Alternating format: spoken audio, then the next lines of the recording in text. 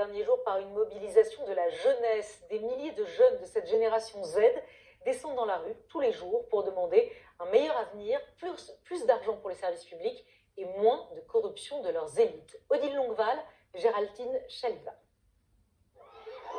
Leur colère, même les interpellations musclées ne parviennent pas à l'éteindre. Voilà 5 jours que la jeunesse marocaine crie son désespoir. Parfois, c'est en pleine interview que les manifestants sont emmenés par la police. Qu'importe même s'ils tiennent leur jeune enfant dans les bras. Des manifestations partout dans les grandes villes du pays et les mêmes slogans qui unissent. Le peuple veut la santé et l'éducation. Les jeunes réclament des écoles et des hôpitaux. Ce n'est pas impossible, c'est indispensable. Comment les autorités ne le comprennent-elles pas? Le mouvement se veut pacifique, mais il est émaillé d'affrontements avec les forces de l'ordre. Hier soir, 300 personnes ont été blessées dans le pays. À Oujda, on voit même des véhicules de police foncer à toute vitesse sur la foule. Les manifestants s'organisent sur les réseaux sociaux, sous le nom Gen Z 212, référence à cette génération âgée de 20 à 30 ans, que l'on voit ici prendre un selfie après une interpellation.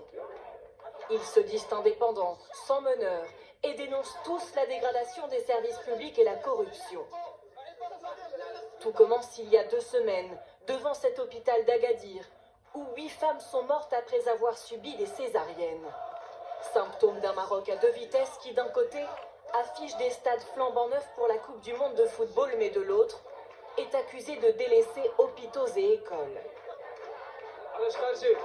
On veut pas de football. Si ça avait été bon pour nous, ça ferait longtemps que ça aurait profité à la jeunesse. Nous, on veut la santé. Nos parents souffrent. Dans un communiqué, le gouvernement dit être prêt à répondre de manière positive au mouvement. Pour autant, les autorités recensaient 400 interpellations hier. Étonnant Maroc, pays à la fois très ouvert, qui accueille des millions de touristes chaque année, mais pays où les tensions sociales, vous venez de le voir, les tensions politiques aussi bousculent la société. Ce sont nos 3 infos pour comprendre avec Valérie Lerouge et Serhan Ganzer. Le Maroc, un pays à 2 vitesses. D'un côté, il a su se moderniser pour attirer toujours plus d'investisseurs. De l'autre, les disparités sociales se creusent et les libertés individuelles restent limitées. Voici 3 infos pour comprendre. Depuis 10 ans, le Royaume vit une petite révolution économique. C'est notre première info. Il s'est doté d'un des plus grands ports au monde à Tanger, le premier en Méditerranée, d'une ligne TGV et d'un gigantesque parc solaire. Et le tourisme explose. 17 400 000 visiteurs l'an passé, en hausse de 20%. Le Maroc attire désormais plus que l'Égypte. Mais cela n'empêche pas d'énormes disparités sociales. C'est notre deuxième info. Le chômage dépasse 13% et plus d'un jeune sur 3 est sans emploi. Le Maroc est le pays le plus inégalitaire d'Afrique du Nord, selon l'ONG Oxfam.